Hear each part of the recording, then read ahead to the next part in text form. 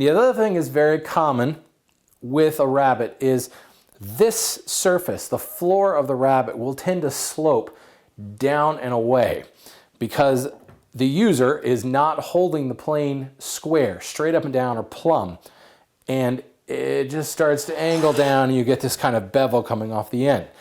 Having the blade not set up properly and driving the blade out in that little stair step can actually contribute to that, because those tiny little ridges are so small that sometimes you'll set it in and want to ride the plane up it, but because it's riding up those stairs, it's actually tilting down.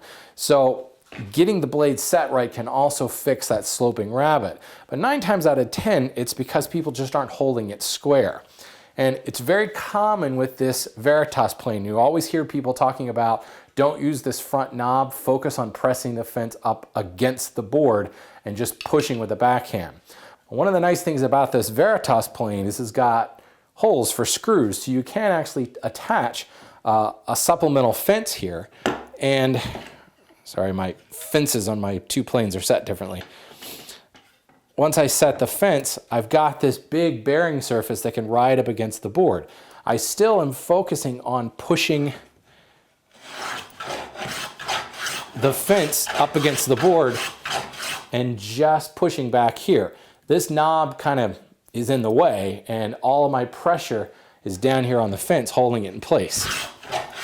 That makes things much easier to maintain square instead of just having this little tiny surface as a reference point. But I also find that that's where the traditional wooden Philister plane really triumphs. Because it's a taller plane, because of the way you grip a wooden plane, I put my thumb on top and I can grip the plane while pressing the fence up against the board. And because the plane is taller, I can actually feel plumb or square a lot easier.